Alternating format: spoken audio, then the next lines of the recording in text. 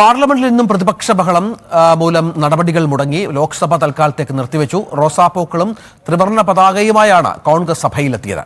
മനു ഭരത് വിവരങ്ങൾ പങ്കുവെക്കുന്നു. മനു, അസാധാരണമായ ഒരു സാഹചര്യമാണ്. കാരണം ഭരണപക്ഷവും പ്രതിപക്ഷവും പരസ്പരം ആരോപണങ്ങൾ ഉന്നയിക്കുന്നു.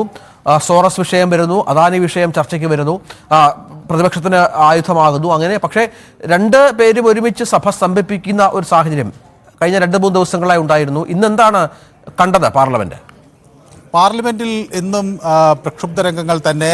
രാജ്യസഭയിലാണ് ഈ ചർച്ച ഏറ്റവും ചൂടുപിടിച്ചത്. രാജ്യസഭ 12 മണിവരെ നിർത്തിവെക്കാൻ ഉള്ള തീരുമാനം ഉണ്ടായി.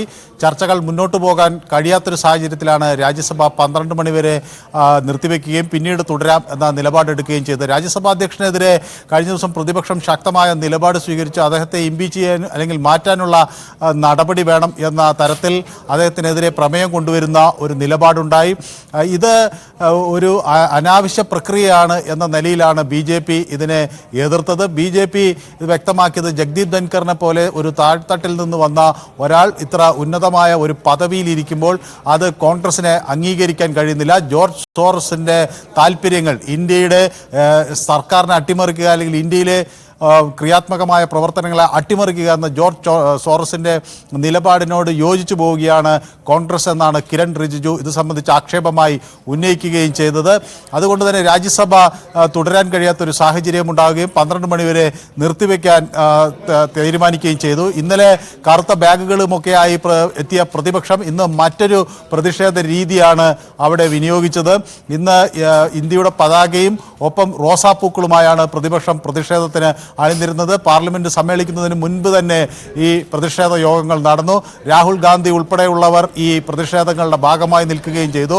രാജ്നാഥ് സിംഗ് പാർലമെന്റിൽ വന്ന ഘട്ടത്തിൽ അദ്ദേഹത്തിന് റോസാപ്പൂ നൽകി പ്രതിഷേധം അറിയിക്കുന്ന ഒരു നിലപാട് രാഹുൽ ഗാന്ധി സ്വീകരിച്ചു. ഏതായാലും കഴിഞ്ഞ 20-ന് ആരംഭിച്ച ഈ പാർലമെന്റ് സമ്മേളനം തുടർച്ചയായി തടസ്സപ്പെടുന്നു എന്നത് തന്നെയാണ് മനസ്സിലാകുന്നത്. ക്രിയാത്മകമായ ഒരു പ്രവർത്തനത്തിന് പാർലമെന്റിന് മുന്നോട്ട് പോകാൻ കഴിയുന്നില്ല എന്ന വിലയിരുത്തൽ എല്ലാ കോണുകളിലേക്കും വരുന്നു. ഇന്ന് 2 സുപ്രധാനമായ വിഷയങ്ങൾ പാർലമെന്റിന് മുന്നിൽ വരുമായിരുന്നു. ഒന്ന്, ഈ കന്യാകുമാരിയിലെ ടൂറിസം മേഖലയുടെ വികസനത്തെ സംബന്ധിച്ച് അവിടെ നിന്നുള്ള MP സമർപ്പിച്ച ഒരു ചർച്ച വേണമെന്നാവശ്യപ്പെട്ടുകൊണ്ട് സമർപ്പിച്ച അപേക്ഷ ഇന്ന് പരിഗണിക്കേണ്ടതായിരുന്നു. പക്ഷേ സ്വാഭാവികമായും നടപടികൾ തടസ്സപ്പെടുന്ന സാഹചര്യം വരുന്നു. ഒപ്പം തന്നെ ഇന്ന് ആം ആദ്മി പാർട്ടിയുടെ MP സഞ്ജയ് സിംഗും ഡൽഹിയിലെ ക്രമസമാധാന പ്രശ്നം ചർച്ച ചെയ്യണമെന്ന ആവശ്യം ഉന്നയിച്ചിരുന്നു. ക്രമസമാധാനം ഡൽഹിയിൽ തകരുന്നതുകൊണ്ട് പോലീസിൻ്റെ ഭാഗത്തു നിന്നുണ്ടാകുന്ന നടപടികളെ സംബന്ധിച്ചുള്ള ചർച്ച വേണം എന്ന് സഞ്ജയ് സിംഗും ആവശ്യപ്പെട്ടിരുന്നു. ഈ വിഷയങ്ങൾ ഇന്ന് ചർച്ചയ്ക്ക് വരേണ്ടതാണ് പാർലമെന്റിൽ. ഏതായാലും പ്രതിപക്ഷ ബഹളം ശക്തമാകുന്നു. ഇന്ന് പാർലമെന്റിൽ തുടർ പ്രക്ഷോഭങ്ങൾ എങ്ങനെ വേണമെന്നതിനെക്കുറിച്ച് കൂടിയാലോചിക്കാൻ കോൺഗ്രസ് MP-മാരുടെ യോഗം ഉണ്ടായിരുന്നു.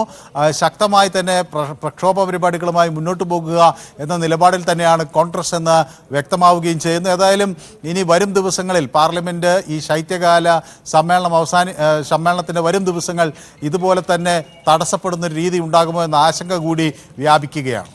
അതാണ് സാഹചര്യം പാർലമെന്റിലെ. ഏതായാലും പാർലമെന്റ് നടപടികൾ തുടർച്ചയായി തടസ്സപ്പെടുന്ന സാഹചര്യമാണ് ഇത്തവണയുള്ളത്. കഴിഞ്ഞ ദിവസങ്ങളിലൊന്നും കൃത്യമായ നടപടികൾ പൂർത്തീകരിക്കാൻ സാധിച്ചില്ല എന്നുള്ളതാണ്.